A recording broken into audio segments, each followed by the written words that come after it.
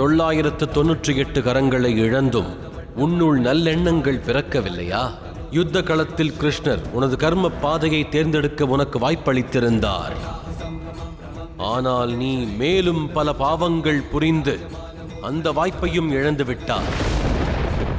ஒவ்வொரு பெண் குழந்தையும் தேவியின் வடிவமாகும். அவர்களை அழித்து நீ மகா காளியின் குரோதத்தை உருவாக்க முயல்கிறாய். நீ என்ன எண்ணினாய்? சிறு குழந்தைகளை கொல்வதால் வெற்றி அடைந்து விடலாம் என்று நீ கனவு கண்டிருந்தாயா? அது நிச்சயம் சாத்தியமாகாது. மகா காளியின் சரீரம் இவ்விடம் இல்லாமல் இருந்திருக்கலாம். ஆனால் மகா காளி என்பவள் புரிகின்ற நீதி என்பது பிரபஞ்சம் முழுவதும் இருக்கும். நீ அழிக்க எண்ணும் அந்த குழந்தைகள் அனைவருமே அவரவர் இல்லங்களுக்கு பாதுகாப்பாக செல்லும். ஆயினும் உன்னுடைய அழிவென்பது உறுதியாகிவிட்டது பானாசுரா. ஏனெனில் பார்வதியின் மறுபிறவி என்பது எக்கணமும் உருவாகலாம். அதை நீ உணர்ந்து அச்சம் கொள்ளும் தருணம் உருவாகும்.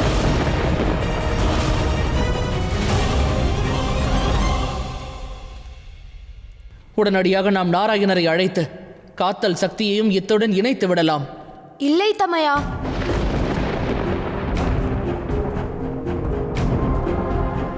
தந்தையார் நமக்கு என்ன அறிவுரை கூறினார்?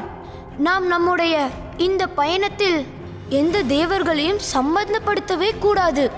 அதன்படி பார்த்தால் நாராயணரும் இந்த செயலில் நமக்கு உதவி புரியக்கூடாது. அப்படி என்றால் நாம் என்ன செய்வது கணேசா? முயற்சி செய்வோம். நமக்கான வழி புலப்பட்டே தீரும்.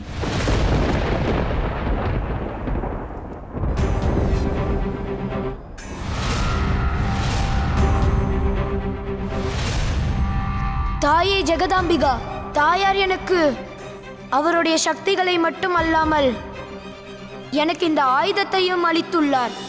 நான் இந்த ஆயுதத்தின் வழியாக இப்பொழுது என்னுடைய சக்திகளை நான் அர்ப்பணிக்கின்றேன்.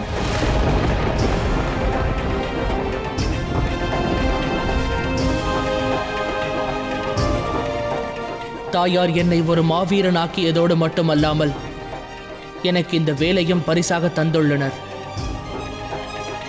இதயத்தின் சக்தியை உருவாக்குவதற்கு இந்த வேலின் வழியாக நான் எனது சக்தியை அர்ப்பணிக்கின்றேன்.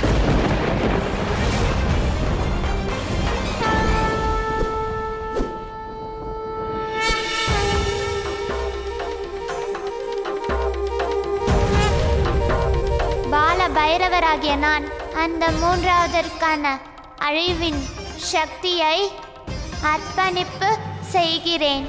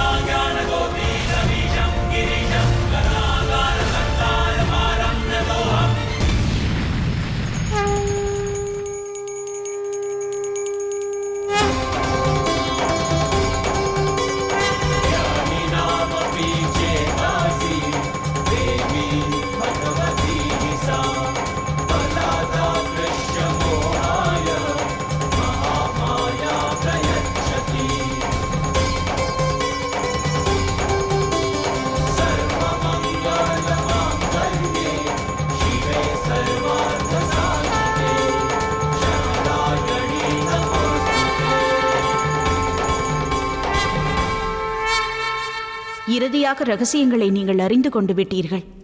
நான் மகிழ்ச்சி அடைந்து விட்டேன். இது எனது பாக்கியமாகும். ஒரு கன்னியாக பார்வதி தேவி மீண்டும் அவதரிக்க இங்லாச்சி தேவி மற்றும் காமக்யா தேவியுடன் நானும் இணைந்து பங்காற்றுவதில் பெருமை கொள்கிறேன். தாயே, இப்பிரபஞ்சம் முழுவதும் இந்த நொடிக்காக காத்து கொண்டிருக்கிறது. தயவாக தங்களின் அருளை பொழிந்து தங்கள் சக்திகளை அதற்கான வழியில் செலுத்துங்கள்.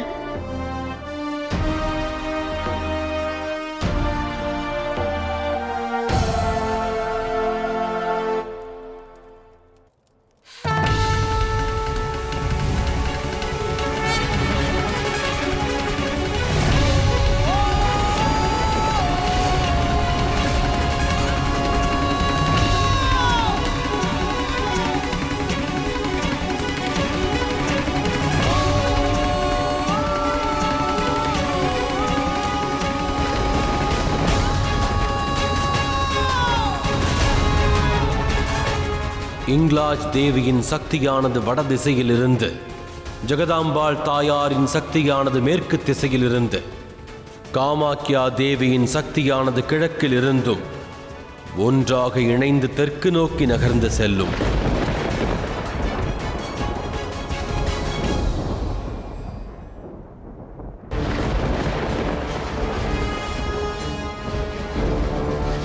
நீ அழிக்க எண்ணும் அந்த குழந்தைகள் அனைவருமே அவரவர் இல்லங்களுக்கு பாதுகாப்பாக செல்வர். ஆயினும் உன்னுடைய அழிவென்பது உறுதியாகிவிட்டது பானாசுரா. ஏனெனில் பார்வதியின் மறுபிறவி என்பது எக்கணமும் உருவாகலாம். அதை நீ உணர்ந்து அச்சம் கொள்ளும் தருணம் உருவாகும். இனி நான் நேரடியாக சென்று பார்வதியின் மறுபிறப்பை தடுப்பேன்.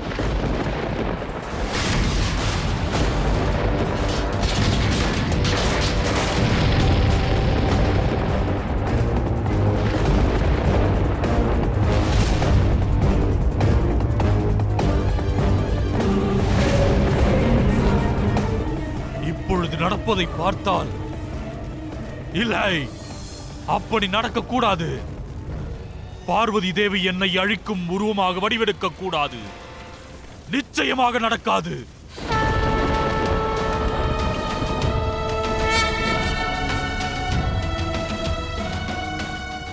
தமையா, தாயார் அவதரித்து விட்டார்கள்.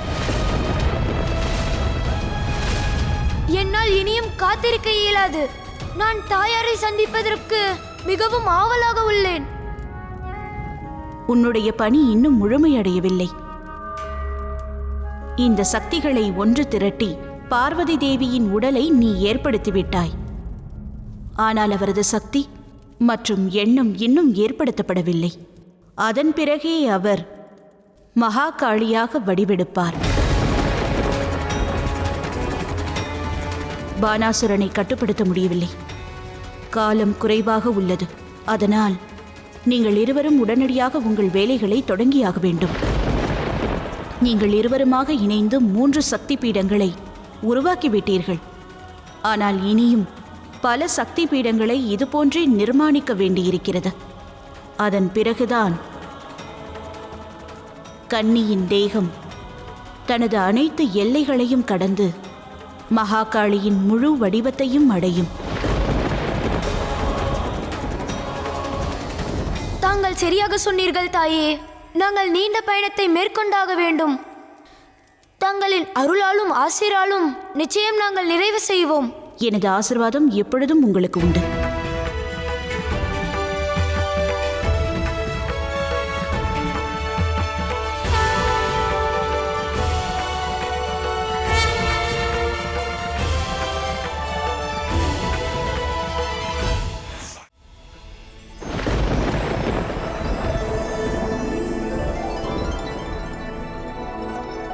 பிரபஞ்சமே வண்ணமாகிறது. அப்படியென்றால் தாயார் அவதரிக்க போகிறாரா?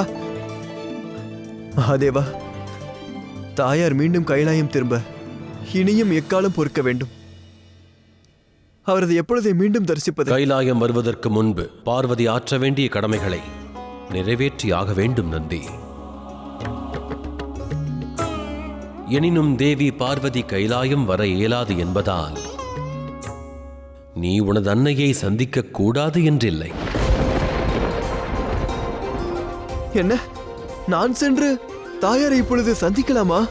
ஆம் நந்தி. எனினும் ஒன்றை நினைவில் கொள். கைலாயத்தின் காலச்சக்கரம் மற்றும் பூலோகத்தின் காலச்சக்கரம் வேறுபடும்.